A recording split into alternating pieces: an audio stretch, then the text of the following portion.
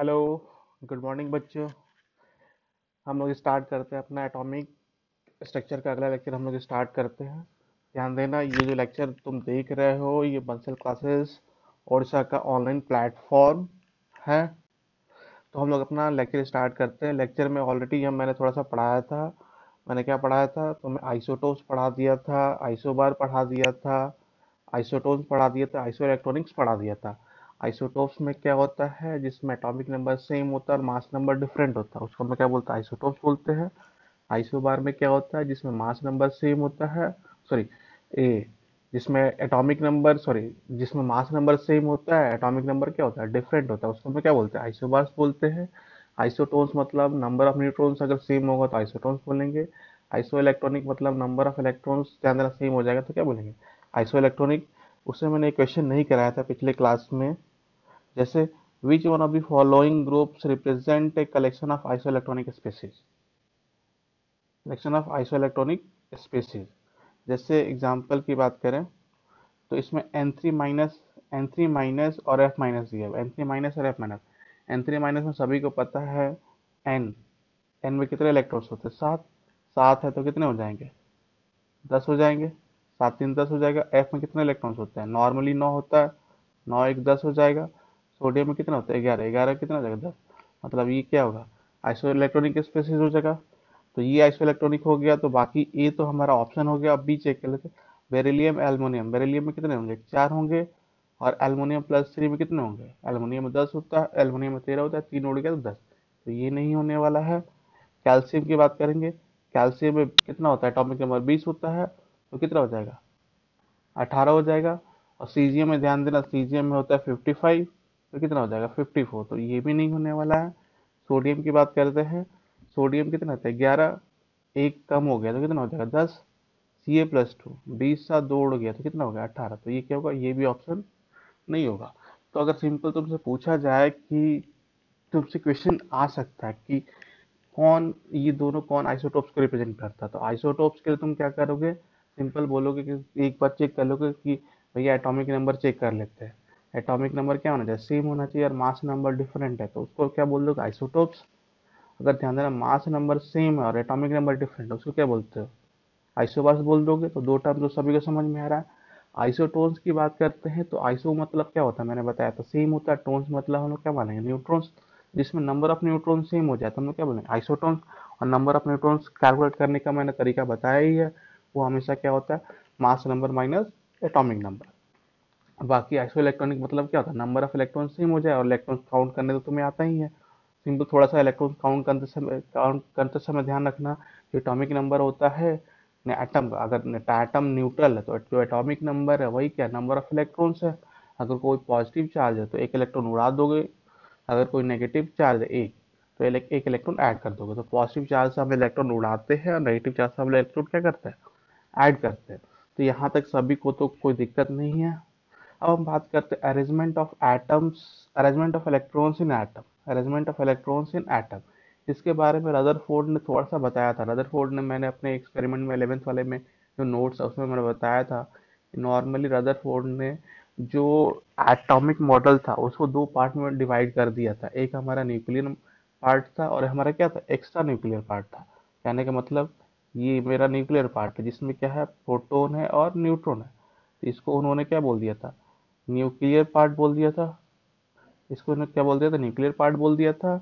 और यहाँ पे जो इलेक्ट्रॉन रिवॉल्व कर रहा है उसको उन्होंने क्या बोल दिया था, extra nuclear part, extra nuclear part बोल दिया था। तो समझ में आ रहा है, रदरफोर्ड ने दो पार्ट में डिवाइड किया था एटॉमिक मॉडल को, न्यूक्लियर पार्ट में और एक्स्ट्रा न्यूक्लियर पार्ट में। न्यूक्लियर पार्ट में हमारा प्रोटॉन न्यूट्रॉन होता है, और एक्स्ट्रा न्यूक्लियर पार्ट में हमारा क्या होता है, इलेक्ट्रॉन्स रिवॉल्व करता है। पर रिवॉल्व तो कर रहा है इलेक्ट्रॉन, पर थोड़ा सा ध्यान रखना कि कितने इलेक्ट्रॉन्स कैसे कैसे हैं उनके बारे में उन्होंने कुछ नहीं बोला था। तो वही उसमें थोड़ा सा यहाँ बताया गया है। According to Rutherford, atom has a small positive nucleus containing proton and neutron and negative electrons orbiting around the nucleus in the same way as planet orbits around the sun। Orbiting कहने का मतलब ध्यान देना, उसका क्या मतलब होता है, रिवॉल्व।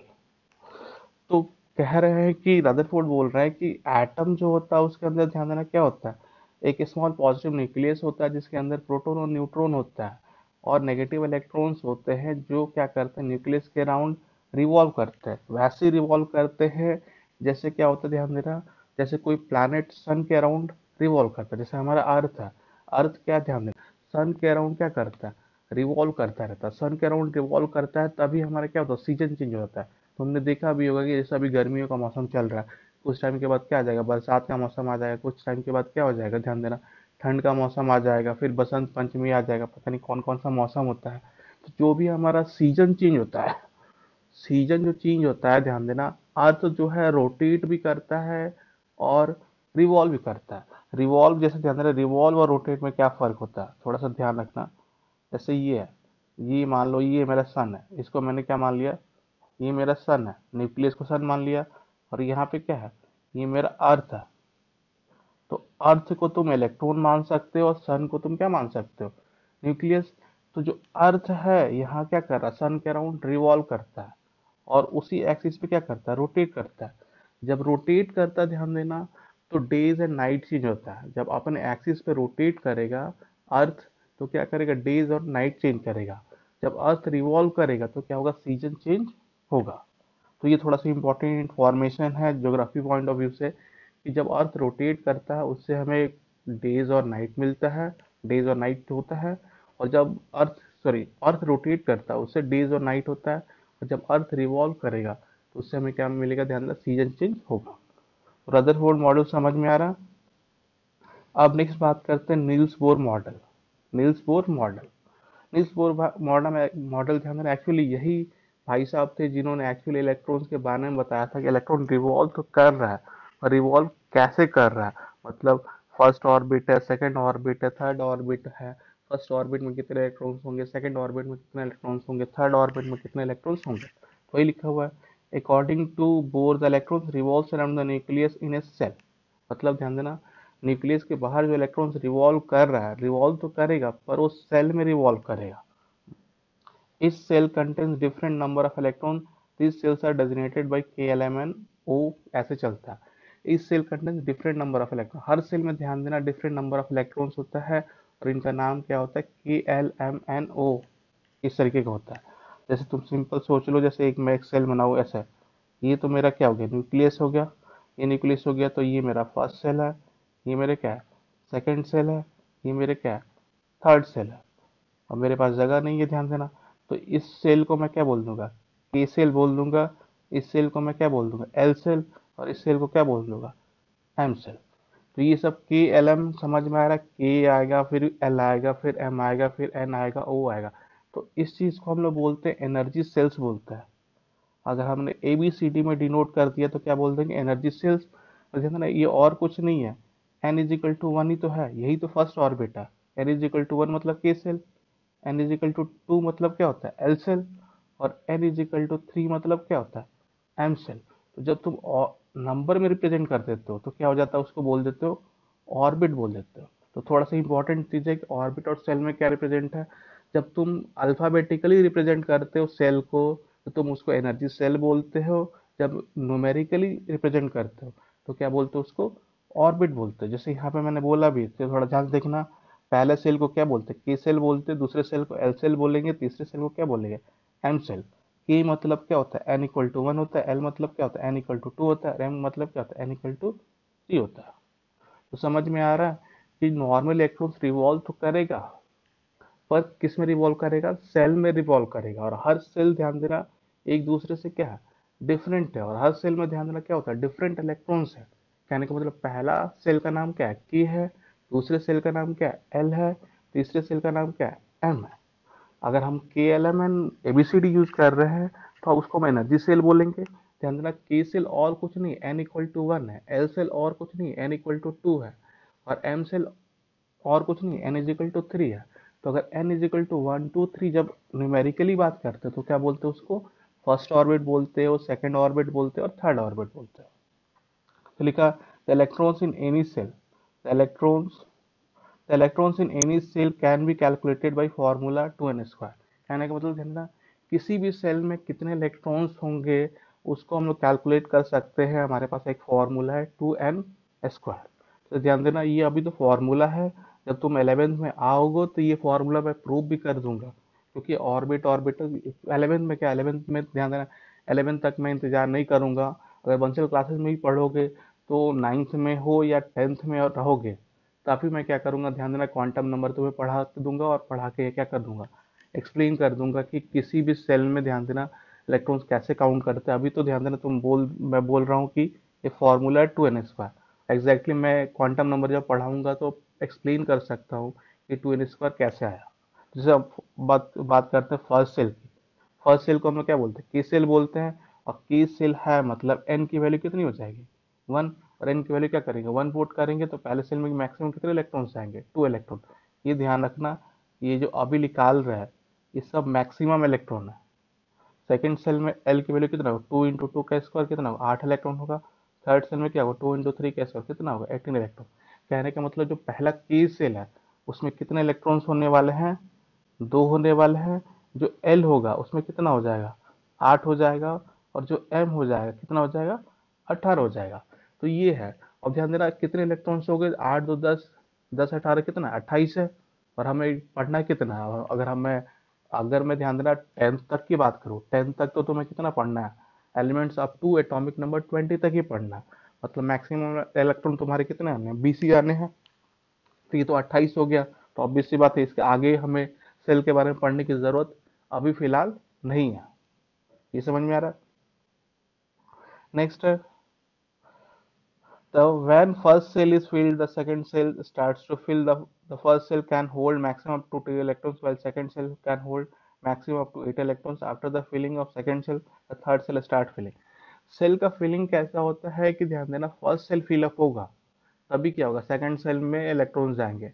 और सेकंड सेल फिलअप हो जाएगा तभी क्या होगा, थर्ड सेल में इलेक्ट्रॉन्स जाएंगे। और तुम थोड़ा सोच भी सकते हो कि अगर मैं बात करूँ सेल की बात करूँ, तुम एनर्जी जैसे मान लो यहाँ पे ऐसे में एनर्जी, ये एनर्जी है, के सेल है, ये एल सेल है, और ये क्या है, एम सेल है।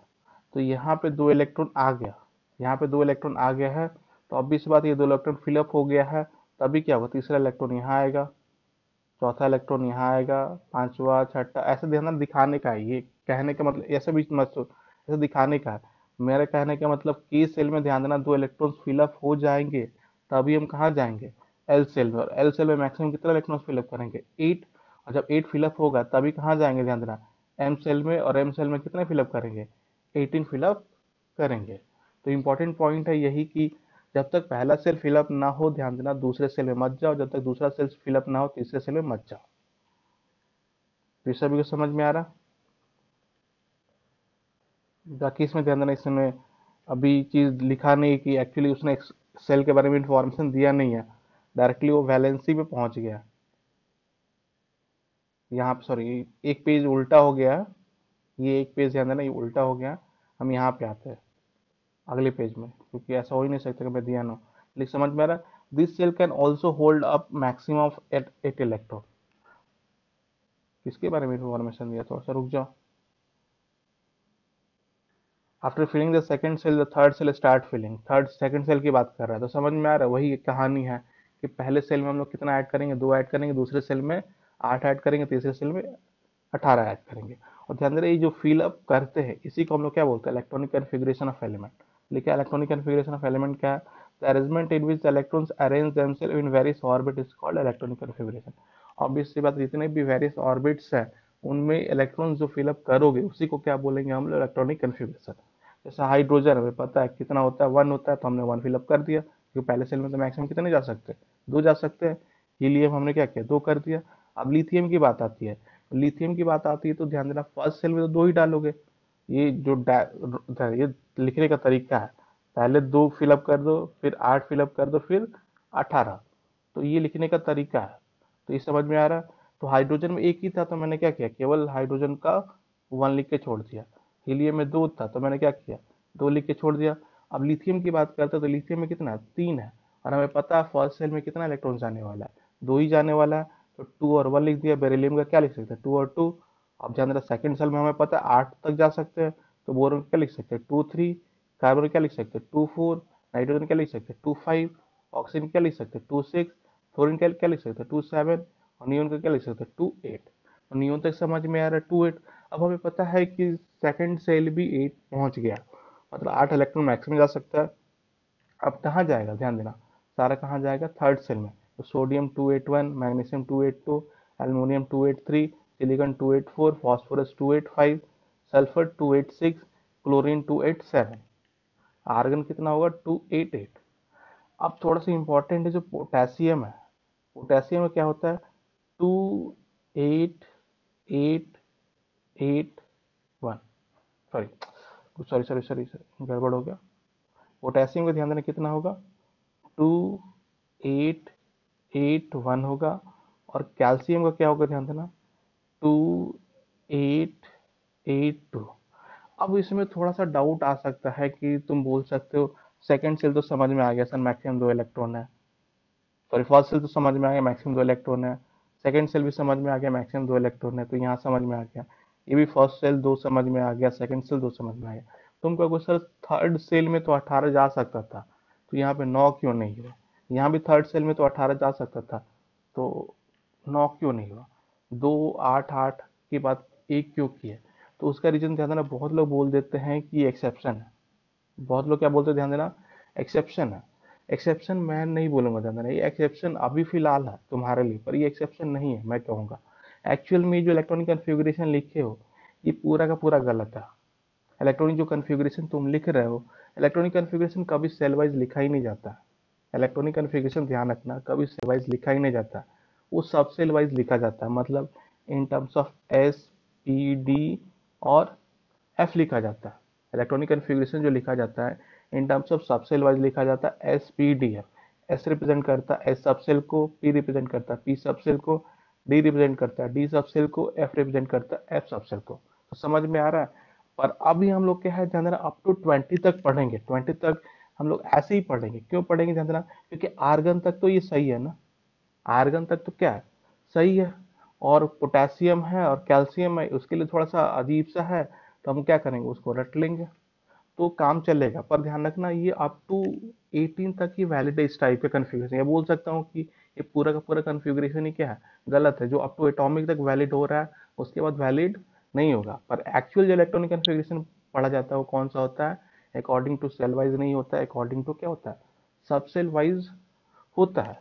जो कि जैसे तुम्हें क्वांटम नंबर पढ़ोगे, क्वांटम नंबर के बाद तुम्हें पता चल जाएगा कि इलेक्ट्रॉनिक कन्फिग्रेशन लिखते कैसे हैं। तो यहाँ तक सभी को समझ में आ रहा है कि आर्गन तक कैसे, अभी फिलहाल ध्यान देना हम लोग ऐसे ही पढ़ेंगे, सेल वाइज इलेक्ट्रॉनिक कन्फिग्रेशन पढ़ने वाले हैं। जब तुम आओगे, ध्यान देना, इनफैक्ट 10th में भी ये सब नहीं पढ़ना है। जब 11th में आओगे तो क्या होगा, सब सेल वाइज पढ़ोगे। पर मैं बोल रहा हूँ कि 9th में रहोगे या 10th में ही रहोगे तो ध्यान देना, मैं क्या करूँगा, क्वांटम नंबर तुम्हें पढ़ा दूंगा। और जैसे क्वांटम नंबर पढ़ा दूंगा तो फिर मैं तो तुम्हें सब सेल वाइज इलेक्ट्रॉनिक कन्फिग्रेशन सिखा दूंगा कैसे लिखा जाता है। तो इलेक्ट्रॉनिक कन्फिग्रेशन में किसी को दिक्कत नहीं है। मैं बोलूँगा जितने भी लोग हैं, तुम्हारा होमवर्क यही है कि एक बार क्या करो, ध्यान देना, फिर से अप टू एटॉमिक नंबर 20 तक इलेक्ट्रॉन्स काउंट कर लो, प्रोटॉन्स काउंट कर लो, न्यूट्रॉन्स काउंट कर लो। ये हो गया, इतना तो कर लिया।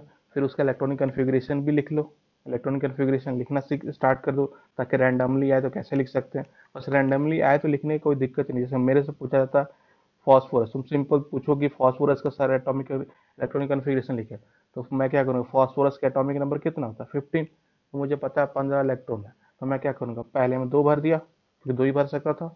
दूसरे में कितना मैक्सिमम भर सकता था, 8, 2 8 10 है, 10 हो गया। और मुझे पता है अगले में कितना भर सकता हूँ, वैसे तो भर सकता हूँ 18, पर तुम्हारे कॉन्सेप्ट के करस्पॉन्डिंग कितना जा रहा है, केवल 8 ही जा रहा है, तो मैं कितना भर दूँ, 5। तो 2 8 10 5 15 हो गया। मैंने इलेक्ट्रॉनिक कन्फिग्रेशन क्या किया, फॉस्फोरस का लिखना सीख गया। तो इस तरीके से ध्यान देना, तुम 2 बार, 1 2 बार और लिखो ताकि तुम्हें पूरा का पूरा याद हो जाए। याद हो जाएगा तो तुम्हें ध्यान देना, अगला जो चीज़ पढ़ाने वाला हूँ वो बहुत आसान हो जाएगी। वैलेंसी हम लोग देखते कैसे हैं, और अब तक जो तुम मेटल्स और नॉन मेटल्स में तुम रटते आ रहे थे, ये मेटल है और ये नॉन मेटल है, यहाँ पे हम कॉन्सेप्ट ही समझ जाएंगे कि कैसे चेक करेंगे कौन मेटल है कौन सा नॉन मेटल है। तो अब बात करते, ध्यान देना, वैलेंसी। वैलेंसी ध्यान देना और कुछ नहीं होता, ध्यान देना, आउटर मोस्ट इलेक्ट्रॉन जो होता है। वैलेंसी तो एक्चुअली डिफाइन अगर यहाँ पे डिफरेंट तरीके से किया है, वैलेंसी मैं डिफाइन करता हूँ, combining capacity of an electron is known as valency. Combining capacity of an electron is known as valency. मतलब ध्यान देना, सॉरी गड़बड़ क्या बोल रहा हूँ यार, combining capacity of an electron नहीं होता है, ध्यान देना, वो जो मैंने बोला है वो गलत स्टेटमेंट है। Combining capacity of an element is known as valency होता है। Combining capacity of an element is known as valency. Basically कोई एलिमेंट कितने एलिमेंट से कंबाइन कर रहा है, वही उसका क्या होता है, ध्यान देना, वैलेंसी होता है। तो जब कंबाइनिंग कैपेसिटी के अनुसार देखते हैं तो हम देखेंगे कि वैलेंसी, ध्यान देना, दो तरीके का डिफाइन होगा, इलेक्ट्रोवैलेंसी डिफाइन होगा और कोवैलेंसी डिफाइन होगा। इलेक्ट्रोवैलेंसी इलेक्ट्रोवैलेंट बॉन्ड के लिए डिफाइन होगा, कोवैलेंसी कोवैलेंट बॉन्ड के लिए डिफाइन होगा। तो उस तरीके से नहीं, जिस तरीके से दिया उसी तरीके से हम पढ़ते हैं। एक electron in the outermost shell of an atom are called valence electron. ध्यान रखना, जो आउटर मोस्ट सेल होता है उसमें जो इलेक्ट्रॉन्स होते हैं उसको क्या बोलते हैं, वैलेंस इलेक्ट्रॉन। क्या मैं बोल दो लिथियम, लिथियम का क्या होगा, 2 होगा और 1 होगा। तो ये एक सेल और ये भी क्या एक सेल है, तो आउटर मोस्ट सेल कौन है, यही है। और इसमें कितने इलेक्ट्रॉन्स, एक है, मतलब एक कितना होगा, वैलेंस इलेक्ट्रॉन हो गया। जैसे मैग्नीशियम की बात करते हैं, मैग्नीशियम कितना होगा, 2 होगा, 8 होगा, 2 होगा। तो लास्ट सेल कौन है, लास्ट सेल ये हमारा क्या होता है, आउटर मोस्ट सेल होता है और वैलेंस इलेक्ट्रॉन होता है। उसमें जो इलेक्ट्रॉन्स होते हैं उसको हम क्या बोलते हैं, वैलेंस इलेक्ट्रॉन बोलेंगे। तो समझ में आ रहा है, electron in the outermost shell of an atom are called valence electron. तो वैलेंस इलेक्ट्रॉन समझ में आ रहा है। पहले तो वैलेंस सेल ही समझ लो। वैलेंस सेल क्या होता है, किसी भी एलिमेंट का आउटर मोस्ट जो सेल होता है, अब जिसमें इलेक्ट्रॉन होना चाहिए, ये मत समझना कि सर सेल तो है, सेल तो है पर इलेक्ट्रॉन नहीं है ना। जैसे बात करते हीलियम है, हीलियम के साथ क्या है, हीलियम का कहोगे सर 2 है, पर सेल तो यहाँ भी है, यहाँ भी है, यहाँ भी है। सेल तो हर जगह है पर उस सेल में इलेक्ट्रॉन्स नहीं है। उस इलेक्ट्रॉन्स नहीं, ध्यान देना, तो उस सेल की बात हम करेंगे नहीं। आउटर मोस्ट सेल क्या होता है, बेसिकली ध्यान देना, वो सेल जो, ध्यान देना, सबसे बाहर है और जिसमें इलेक्ट्रॉन है। तो वही लिखा हुआ, electrons in the outermost shell of an atom is known as valence electron. तो वैलेंस इलेक्ट्रॉन समझ में आ रहा, वैलेंस इलेक्ट्रॉन समझ में आ रहा है। And these electrons determine the chemical properties of element. Basically ध्यान देना, यही इलेक्ट्रॉन डिटरमाइन करता है कि उसकी रिएक्टिविटी कैसी होगी। तो वैलेंस वैलेंस सेल समझ में आ रहा है, आउटर मोस्ट सेल जिसमें इलेक्ट्रॉन्स प्रेजेंट होते हैं उसको वैलेंस सेल बोलते हैं। और ध्यान देना, उसमें जितने इलेक्ट्रॉन्स होते हैं उसको क्या बोलते हैं, वैलेंस इलेक्ट्रॉन। तो ये कॉन्सेप्ट सभी को समझ में आ रहा है, वैलेंस सेल क्या होता है और वैलेंस इलेक्ट्रॉन क्या होता है। एक बार मैं और बता देना चाहता हूँ। एल्युमिनियम की बात करते हैं, वैलेंस सेल की बात करते हैं। तो एल्युमिनियम का वैलेंस सेल कितना होगा, 2 8 3। तो ये मेरा के है, ये मेरा एल है और ये क्या है, एम है।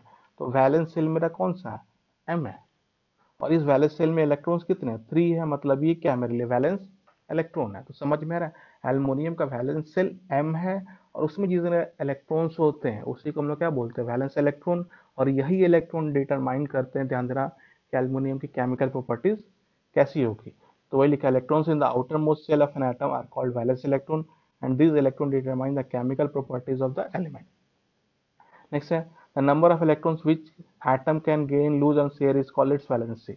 अब वैलेंसी की बात करते हैं, ध्यान देना, तो वैलेंस इलेक्ट्रॉन, वैलेंस सेल समझ में आ गया, वैलेंस इलेक्ट्रॉन समझ में आ गया। अब वैलेंसी की बात करते हैं, तो एक एटम है, एक एटम में बेसिकली चेक करेंगे कि जो वैलेंस इलेक्ट्रॉन तो है ही, एक एटम है, कितना इलेक्ट्रॉन गेन कर रहा है, कितना इलेक्ट्रॉन लूज कर रहा है और कितना इलेक्ट्रॉन शेयर कर रहा है, वही क्या होगी, वैलेंसी होगी। तो वही लिखा हुआ, the number of electrons which atom can lose one share, can gain lose और share is called its valency. तो ऑब्वियस सी बात है, कोई एक एटम है तो इलेक्ट्रॉन गेन भी कर सकता है, इलेक्ट्रॉन लूज भी कर सकता है और इलेक्ट्रॉन शेयर भी कर सकता है। मैं बताऊंगा, ध्यान देना, कि कब लूज कर सकता है, कब गेन कर सकता है और कब शेयर कर सकता है। तो the number of electrons which atom can gain lose और share is called its valency. Gain और लूज करेगा, गेन और लूज की बात करेंगे कहाँ पे, इलेक्ट्रोवैलेंसी में। इलेक्ट्रोवैलेंसी अभी आने वाला है, इलेक्ट्रोवैलेंसी में बात करेंगे। और शेयर की बात करेंगे कहाँ पे, कोवैलेंसी की बात करेंगे तो शेयर की बात करेंगे। मतलब गेन और लूज की बात करेंगे इलेक्ट्रोवैलेंट बॉन्ड में, बॉन्ड भी पढ़ना है। और शेयर की बात करेंगे कोवैलेंट बॉन्ड में। तो मुझे समझ में आ रहा है, जहाँ तक मुझे, मैं जितना पढ़ा रहा हूँ, ध्यान देना, मुझे लग रहा है कि तुम्हें वैलेंस सेल समझ में आ रहा है, वैलेंस इलेक्ट्रॉन भी समझ में आ रहा है। वैलेंस इलेक्ट्रॉन ही किसी भी एलिमेंट की केमिकल प्रॉपर्टीज डिटरमाइन करती है। वैलेंसी क्या होता है, ध्यान देना, जो नंबर ऑफ इलेक्ट्रॉन्स है वैलेंस सेल में, बेसिकली नंबर ऑफ इलेक्ट्रॉन्स कितने लूज हुए, कितने गेन हुए और कितने शेयर हुए, वही उनकी क्या है, वैलेंसी है। तो number of electrons which atom can lose gain और share is called its valency. जैसे ध्यान देना, सोडियम, थोड़ा सा यहाँ पे ध्यान रखना, सोडियम है, सोडियम का ध्यान देना क्या होता है, 281 होता है, एक इलेक्ट्रॉन लूज किया तो क्या हुआ, Na+। अब थोड़ा सा इंपॉर्टेंट चीज है कि तुमने अप टू एटॉमिक नंबर 20 तक तो पढ़ लिया। हीलियम है, हीलियम का एटॉमिक नंबर क्या होता है, 2। हीलियम के नीचे क्या होता है, नियोन है, कितना होता है, 2 और 8 होगा। और फिर आर्गन होता है, ये क्या होता है, 2 8 8। नॉर्मली बोला जाता है, ध्यान देना, ये तीन एलिमेंट आप 20 अप टू 20 नंबर तक पढ़ रहे हो तो तीन ही एलिमेंट आएंगे। वैसे तो ये बहुत सारे हैं, कम से कम 6 7 हैं। इनको बोलते हैं हम लोग नोबल गैस एलिमेंट। इनको ध्यान देना, बोलते हैं noble gas element. Noble gas भी बोलते हैं या नोबल गैस एलिमेंट बोलते हैं। नोबल गैस एलिमेंट बोलते हैं हीलियम है, नियोन है और आर्गन है। नोबल गैस बोलते हैं मतलब ध्यान देना, इनकी रिएक्टिविटी जीरो है, मतलब ये किसी के साथ रिएक्ट नहीं करते, किसी के साथ रिएक्ट करते नहीं है। मतलब हीलियम किसी के साथ रिएक्ट नहीं करेगा, नियोन किसी के साथ रिएक्ट नहीं करेगा, आर्गन भी किसी के साथ रिएक्ट नहीं करेगा। अब तुम सोचो कि रिएक्ट क्यों नहीं कर रहा है। रिएक्ट इसलिए नहीं कर रहा है क्योंकि ऑलरेडी क्या है, स्टेबल है। ऑलरेडी क्या, ध्यान देना, स्टेबल है। स्टेबल कहने का मतलब ध्यान देना, इसकी रिएक्टिविटी अब किसी के साथ लड़ने झगड़ने की का कोई मतलब नहीं है। ये सिंपल क्या है कि बहुत आराम से बैठा हुआ है, स्टेबल है। तो जितने भी नोबल गैस एलिमेंट है, ध्यान देना, वो सब के सब क्या होता है, इनर्ट एलिमेंट होता है। वो सब के सब क्या होते हैं, इनर्ट एलिमेंट होते हैं। इनर्ट एलिमेंट होते हैं तो उनकी रिएक्टिविटी क्या होती है, जीरो होती है। रिएक्टिविटी क्या होती है, जीरो है, और स्टेबिलिटी क्या बहुत ज़्यादा हाई है। अब केमिस्ट्री में कॉन्सेप्ट होता है कि कोई भी चीज़ होता ही स्टेबिलिटी के लिए। केमिस्ट्री में कॉन्सेप्ट ध्यान देना, आगे तुम्हें मिलेगा या अभी से फील होने स्टार्ट हो जाएगा। केमिस्ट्री में ध्यान देना, जितनी भी चीज़ें होती हैं सब स्टेबिलिटी गेन करने के लिए होता है। सब स्टेबिलिटी क्या करने के लिए, गेन करने के लिए होता है। तो समझ में आ रहा है कि जितने भी एलिमेंट्स हैं सभी कैसा बनना चाहेंगे, हीलियम जैसा बनना चाहेंगे, नियोन जैसा बनना चाहें, आर्गन जैसा बनना चाहेंगे। मतलब बनने का तरीका क्या होगा, वो इलेक्ट्रॉन लूज भी कर सकते हैं, गेन भी कर सकते हैं और शेयर भी कर सकते हैं। तो समझ में आ रहा है कि हर कोई चाहेगा हीलियम जैसा बनना, नियोन जैसा बनना, आर्गन जैसा बनना। तो हीलियम, नियोन, आर्गन समझ में आ रहा है। इनको हम लोग क्या बोलते हैं, नोबल गैस एलिमेंट बोलते हैं। नोबल गैस एलिमेंट या इसको इनर्ट एलिमेंट भी बोलते हैं। इनर्ट एलिमेंट क्यों बोलते हैं, क्योंकि ये किसी के साथ रिएक्ट नहीं करते हैं। और रिएक्ट नहीं करते हैं मतलब हम क्या एज्यूम करते हैं कि इनकी स्टेबिलिटी क्या बहुत ज़्यादा हाई है। और केमिस्ट्री में हम हर काम ही क्यों करते हैं, स्टेबिलिटी बढ़ाने के लिए ही हर चीज़ होता है। इनफैक्ट कोई भी रिएक्शन होता है, जैसे तुमने पढ़ा है, जैसे तुमने रिएक्शन पढ़ा तो Mg+O2 गिव्स 2MgO। वो रिएक्शन क्यों हुआ था, क्योंकि ध्यान देना, जब Mg और O2 रिएक्ट करके MgO बनाया था तो इसकी स्टेबिलिटी क्या हो गई थी, बढ़ गई थी। तो पूरा रिएक्शन या कुछ भी होता है वो सब किसके लिए होता है, ध्यान देना, स्टेबिलिटी के लिए ही होता है। तो अब तुम ही सोचो, 281 है, 281 है, सोडियम क्या है, 281 है। अब 281 है, तो सोडियम चाहेगा कि ध्यान देना किसके जैसा बन जाए, नियोन जैसा बन जाए। और सोडियम चाहेगा किसके जैसा बन जाए, आर्गन जैसा बन जाए। नियोन जैसे बनने के लिए क्या करना पड़ेगा, एक इलेक्ट्रॉन लूज करना पड़ेगा। और आर्गन जैसे बनने के लिए क्या करना पड़ेगा, 7 इलेक्ट्रॉन गेन करना पड़ेगा। 7 इलेक्ट्रॉन क्या करना पड़ेगा, गेन करना पड़ेगा। शेयरिंग से तो कोई बात ही नहीं है, शेयरिंग करने से ध्यान देना 8 तो होगा ही। तो समझ में आ रहा है कि सोडियम है 281 है, उसके पास 281 है। वो चाहता तो एक इलेक्ट्रॉन लूज करके 28 बन जाता। वो चाहता तो 7 इलेक्ट्रॉन गेन करके 288 बन जाता।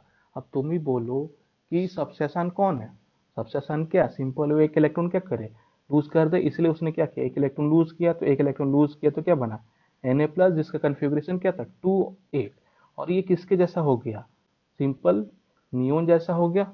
और नियोन जैसा हो गया तो क्या हो गया, अब ये स्टेबल हो गया। स्टेबल हो गया इसलिए हम लोग क्या बोलते हैं, इसकी वैलेंसी क्या होती है, +1। तो समझ में आ रहा है कोई भी एलिमेंट कैसे पता चलेगा इलेक्ट्रॉन लूज करेगा या गेन करेगा।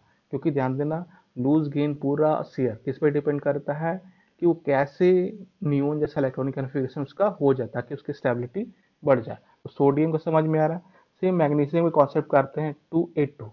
इसके साथ भी ऑप्शन है कि ये 2 इलेक्ट्रॉन लूज कर दे या 6 इलेक्ट्रॉन गेन कर ले। तो आसान कौन है, 2 इलेक्ट्रॉन लूज करना, तो 2 8, तो वैलेंसी क्या हो जाएगी, +2। एल्यूमिनियम के साथ भी ध्यान देना 283 है, इसके पास भी ऑप्शन है, ध्यान देना, 3 इलेक्ट्रॉन लूज कर दो या 5 इलेक्ट्रॉन गेन कर लो। तो आसान क्या, 3 इलेक्ट्रॉन लूज करना, इसलिए वैलेंसी क्या होगी, +3 हो गई। तो समझ में आ रहा है कि सोडियम की वैलेंसी कितनी होती है, 1 होती है। मैग्नीशियम की वैलेंसी क्या होती है, 2 होती है। और एल्यूमिनियम की वैलेंसी क्या होगी, 3 होगी। तो अब हम लोग पीछे आ जाते हैं थोड़ा सा। अब हम बात करते हैं फॉस्फोरस। तो ये तो ध्यान देना, वो तो हमारा था कि जहाँ पे हमने ऐसे एग्जांपल दिए थे जहाँ पे क्या हुआ था, सब इलेक्ट्रॉन लूज कर रहे थे। अब हम देखते हैं कि कहाँ कहाँ गेन करेंगे। तो हम फास्फोरस की, नाइट्रोजन की बात करते हैं। ये फास्फोरस है, सॉरी, पी है, ये फास्फोरस है, फास्फोरस है। तो फास्फोरस है तो हम क्या बोल सकते हैं, 285। एक्चुअली क्या किया इसने, थोड़ा सा रुक जाओ, 25 लिखा है ना, इसको फास्फोरस ना करके ध्यान देना यहीं पे चेंज कर दो, N3- कर लो, ये नाइट्रोजन है, ध्यान देना ये नाइट्रोजन है, नाइट्रोजन है, नाइट्रोजन का ध्यान देना इलेक्ट्रॉनिक कन्फिग्रेशन क्या होगा, 25। अब ध्यान देना इलेक्ट्रॉनिक कन्फिग्रेशन बहुत ज़्यादा इंपॉर्टेंट है। इलेक्ट्रॉनिक कन्फिग्रेशन पता होगा तभी तुम्हें क्या पता चलेगा, आउटर मोस्ट सेल कौन सा है या वैलेंस सेल कौन सा है, उसमें कितने वैलेंस इलेक्ट्रॉन है, तभी तुम डिसाइड कर सकते हो कि लूज करेगा कि गेन करेगा। तो मैंने दो तीन एग्जाम्पल लूज करने वाले बता दिए थे, जहाँ पे पॉजिटिव वैलेंसी शो किया था। 2 है और 5 है, 2 और 5 है, ध्यान देना, तो 2 और 5 है तो तुम ही सोचो कि 2 और 5 नाइट्रोजन है, तो फिर से नाइट्रोजन कैसे बन सकता है, एक तो हीलियम जैसा बन सकता है, और एक क्या बन सकता है, नियोन जैसा। हीलियम जैसा बनने के लिए क्या करना पड़ेगा, 2 पे जाना पड़ेगा, नियोन जैसा बनने के लिए कहाँ पे जाना पड़ेगा, 2 और 8। तुम ही सोचो कि अब यहाँ पे ऑप्शन क्या है, कि 5 इलेक्ट्रॉन लूज करके कहाँ पहुंच जाए, हीलियम जैसा बन जाए, और ध्यान देना 3 इलेक्ट्रॉन गेन करी कहाँ पहुंच जाए, नियोन जैसा। तो अब इलेक्ट्रॉन और गेन और लूज में आसान कौन है, गेन करना। इसलिए ध्यान देना इसने क्या किया, 3 इलेक्ट्रॉन गेन किया और क्या बन गया, N3- बन गया, और वैलेंसी क्या हो गई, -3। ऑक्सीजन है 2 6, तुम ही सोचो 6 है, तो 2 इलेक्ट्रॉन गेन करना क्या आसान है, इसलिए क्या होगा, O2-, तो क्या हो जाएगा 2 8, वैलेंसी कितनी हो जाएगी, -2। एफ में 2 7 है तो क्या हो जाएगा F-, वैलेंसी कितनी हो जाएगी, -1। तो ये समझ में आ रहा है कि कैसे हमें पता चलेगा कि कौन इलेक्ट्रॉन गेन कर रहा है, कौन इलेक्ट्रॉन लूज कर रहा है। तो प्योरली कैसे पता चलेगा, वैलेंस इलेक्ट्रॉन से पता चलेगा कि लूज कैसे करेगा। तो सिंपल ध्यान रखना, अगर वैलेंस इलेक्ट्रॉन में 1 है तो लूज ही करेगा, 2 है तो लूज ही करेगा, 3 है तो भी क्या होगा, लूज करेगा। 4 की बात नहीं कर रहे, अगर 5 है तो गेन करेगा, 6 है तो भी गेन करेगा, 7 है तो भी गेन करेगा। तो एक क्लियर कट तुम रूल याद रख सकते हो कि 1 इलेक्ट्रॉन है, 2 इलेक्ट्रॉन है, 3 इलेक्ट्रॉन है, तो हर केस में क्या करेगा, ये लूज करेगा। हर केस में ध्यान देना क्या करेगा, लूज करेगा। लूज का स्पेलिंग थोड़ा सा देख लेना, मैं मुझे थोड़ा कंफ्यूज है। 1 2 3 में हमेशा क्या करेगा, लूज करेगा। 1 लूज करेगा तो +1, 2 लूज करेगा तो क्या होगा, +2, 3 लूज करेगा तो क्या होगा, +3, वैलेंसी हो जाएगी। तो 1 और 2 3 अगर वैलेंस इलेक्ट्रॉन है तो हमेशा क्या करेगा, लूज करेगा। ये समझ में आ रहा सभी को। नेक्स्ट है, अगर 5 है, 6 है और 7 है तो क्या करेगा, ध्यान देना, गेन करेगा। और गेन करेगा +5, 5 है तो गेन करेगा तो कितनी वैलेंस हो जाएगी, -3। 6 गेन करेगा तो कितना हो जाएगा, -2। और 7 गेन करेगा तो कितना हो जाएगा, -1। तो वैलेंसी समझ में आ रहा, +1 +2 +3, -1 -2 -3। अब तुम्हें एक और बड़ा मजेदार कंसेप्ट बताऊं कि जितने भी इलेक्ट्रॉन से, ध्यान देना, जो +1 +2 +3 शो करते हैं वो मेटल्स है, जो -1 -2 और -3 शो करते हो क्या है, नॉन मेटल्स है। इनफैक्ट वो लिखा भी होगा यहाँ पे, the elements which shows +1 +2 +3 valency are metals, while elements which show -3 -2 -1 valency are non metals। तो समझ में आ रहा है, जो +1 +2 +3 वैलेंसी शो करते हैं उनको मेटल्स बोलते हैं, और जो -3 -2 -1 वैलेंसी जो शो करते हैं उनको हम क्या बोलते हैं, नॉन मेटल्स। तो अब तक जो तुम मेटल्स और नॉन मेटल्स रटते आ रहे थे, अब तुमने क्या किया, एटॉमिक नंबर रट लिया है। तो अब क्या करो, सभी का वैलेंसी कैलकुलेट कर लो। वैलेंसी कैलकुलेट करने के बाद जैसे बात करते हो हाइड्रोजन, हाइड्रोजन क्या शो करता है, ध्यान देना, +1 शो कर सकता है और -1 भी। हाइड्रोजन थोड़ा सा एक्सेप्शन है, हाइड्रोजन +1 भी शो कर, हाइड्रोजन छोड़ो, हीलियम हटाओ, हीलियम तो इनर्ट गैस है। लिथियम की बात करोगे तो लिथियम क्या होगा, 2 और 1, तो एक इलेक्ट्रॉन लूज किया मतलब लिथियम मेटल है। बेरिलियम 2 और 2, 2 इलेक्ट्रॉन लूज करेगा, बेरिलियम क्या मेटल है। बोरोन 2 और 3, 3 इलेक्ट्रॉन लूज करेगा, बोरोन भी क्या होगा, मेटल होगा। तो आप खुद ही डिसाइड कर सकते हो, ध्यान देना, कौन मेटल्स है और कौन नॉन मेटल्स है। तो मेटल्स और नॉन मेटल्स का कॉन्सेप्ट समझ में आ रहा है, वैलेंसी का कॉन्सेप्ट समझ में आ रहा है कि वैलेंसी, ध्यान देना, कैसे डिसाइड होता है। वैलेंसी डिसाइड होता है कि वैलेंस इलेक्ट्रॉन लूज करेगा या गेन करेगा या शेयर करेगा। अभी हमने किसकी बात किया, केवल लूज और गेन की बात किया। तो +1 -1 ध्यान देना, इसलिए मैं बता रहा हूँ, एक्चुअली वैलेंसी ना ही प्लस होता है ना ही माइनस होता है, वैलेंसी एक नंबर है। पर ध्यान देना, मुझे एक कॉन्सेप्ट बताना है कि तुम्हें चेक कैसे करें मेटल्स नॉन मेटल्स है। इसलिए ध्यान देना मैं क्या बोल रहा हूँ, जो पॉजिटिव वैलेंसी शो करते हैं +1 +2 +3, वो इलेक्ट्रोवैलेंसी है। और जो नेगेटिव शो करते, ध्यान देना वो क्या है, ध्यान देना वो, सॉरी, जो पॉजिटिव वैलेंसी शो करते हैं, ध्यान देना वो हमारे क्या है, ध्यान देना मेटल्स हैं। और जो नेगेटिव वैलेंसी शो करते हैं वो हमारे क्या है, नॉन मेटल्स हैं। क्योंकि हमारा हमने पढ़ा है मेटल्स हमेशा क्या करता है, उसको टेंडेंसी शो करता है लूज करने के लिए, और नॉन मेटल्स हमेशा क्या करता है, टेंडेंसी शो करता है, ध्यान देना, टू गेन इलेक्ट्रॉन्स। तो यहाँ तक सभी को समझ में आ रहा है। तो फिर से मैं कॉन्सेप्ट बताऊंगा कि सिंपल मैं बोलूंगा कि जितने भी तुम अप टू एटॉमिक नंबर 20 तक पढ़े हो, सभी का तुम क्या करो, पहले तो इलेक्ट्रॉन्स प्रोटॉन्स न्यूट्रॉन्स निकाल लो। फिर थर्ड काम है उसका इलेक्ट्रॉनिक कन्फिग्रेशन लिख लो। फोर्थ काम है उसकी वैलेंसी सभी का कैलकुलेट कर लो, वैलेंसी सभी का कैलकुलेट कर लो। और सिक्स काम है, ध्यान देना, कि उनमें से तुम खुद डिसाइड करो कि कौन सा मेटल है कौन सा नॉन मेटल्स है। तो ये बड़ा सा चार्ट बना के हम लोग दिमाग में अपना रख सकते हैं, या घर पे भी तुम रख सकते हो। मेरा तो ऑलरेडी चार्ट, ध्यान देना, मैं मैक्सिमम चार्ट है जितना भी पढ़ता हूँ या मैं कॉपी पे नहीं रखता हूँ, सबका सब अपने दिमाग में रख लेता हूँ। तो ये हो जाएगा। तो मेटल्स नॉन मेटल्स पहचानने का तरीका समझ में आ गया। अब बात करते हैं types of valency. Types of valency तो मैंने बताया था कि इलेक्ट्रॉन्स क्या करते हैं, लूज और गेन भी करते हैं और शेयर भी करते हैं। तो लूज और जो गेन करते हैं उनके लिए तो डिफाइन होता है इलेक्ट्रोवैलेंसी, और जो शेयर करेंगे उनके लिए क्या डिफाइन होगा, कोवैलेंसी। तो वही लिखा हुआ है, there are two types, first is electrovalency, second is covalency. अब बात करते हैं electrovalency. The number of electron lost और gain when atom of an element to achieve the electronic configuration of nearest inert gas is called electrovalency. वही बात किया जो मैंने पिछले पहले समझाया था। ऑब्वियस सी बात है, कोई भी मेटल्स है या नॉन मेटल्स है, क्या करेगा, इलेक्ट्रॉन लूज करेगा या गेन करेगा। लूज और गेन कितना करेगा वो कौन डिसाइड करेगा, कि उसके वैलेंस इलेक्ट्रॉन कितना है, और कितना लूज करने के बाद, ध्यान देना, वो नियरेस्ट इलेक्ट्रॉनिक कन्फिग्रेशन अचीव कर सकता है। नियरेस्ट तो दोनों तरफ होगा, आगे भी होगा और पीछे भी होगा। जैसे मान लो सोडियम था, तो सोडियम एक इलेक्ट्रॉन लूज करने के बाद नियोन बन जाता, और 7 इलेक्ट्रॉन गेन करने के बाद क्या होता, आर्गन बन जाता। तो वहां पे तो हमें साफ पता चल रहा कि एक इलेक्ट्रॉन लूज करना क्या है, आसान है। तो वही लिखा हुआ है, नंबर ऑफ इलेक्ट्रॉन लॉस्ट और gain when atom of an element to achieve its electronic configuration of nearest inert gas is called electrovalency. Electrovalency सभी को समझ में आ रहा है। अब इलेक्ट्रोवैलेंसी पॉजिटिव भी हो सकता है और नेगेटिव भी हो सकता है। पॉजिटिव कब होगा, जब इलेक्ट्रॉन लॉस होगा। नेगेटिव कब होगा, जब इलेक्ट्रॉन लूज होगा। तो पॉजिटिव इलेक्ट्रोवैलेंसी की बात करेंगे तो number of electron loss when atom to achieve noble stable configuration is called positive electrovalency. जैसे metal loses 1 2 3 electrons to show +1 +2 +3 positive valency. Normally positive electrovalency कौन शो करेगा, मेटल ही शो करेगा। नेगेटिव इलेक्ट्रोवैलेंसी कौन शो करेगा, non metal ही show करेगा। Next, negative electrovalency, number of electron gain when atom to achieve noble stable configuration is called negative electrovalency. Number of electron gain when atom to achieve stable configuration is called negative electrovalency. Non-metals gain 1 2 3 electrons to show -1 -2 -3 negative valency. तो जितना मैंने positive नाम बस अभी यहाँ बोला है positive negative, पर एक्सप्लेन तो हम लोग क्या कर चुके हैं, पहले ही कर चुके हैं। तो पॉजिटिव नेगेटिव इलेक्ट्रोवैलेंसी समझ में आ रहा है, ये हो जाएगा। तो इलेक्ट्रोवैलेंसी सभी को समझ में आ रहा है। अब कोवैलेंसी, ध्यान देना, समझाने के लिए मुझे क्या डिफाइन करना पड़ेगा, कोवैलेंट बॉन्ड डिफाइन करना पड़ेगा। इसलिए ध्यान देना मैंने कोवैलेंसी यहाँ पे एक्सप्लेन नहीं किया। अगले क्लास में हम लोग क्या करेंगे, ध्यान देना, केमिकल बॉन्ड से स्टार्ट करेंगे।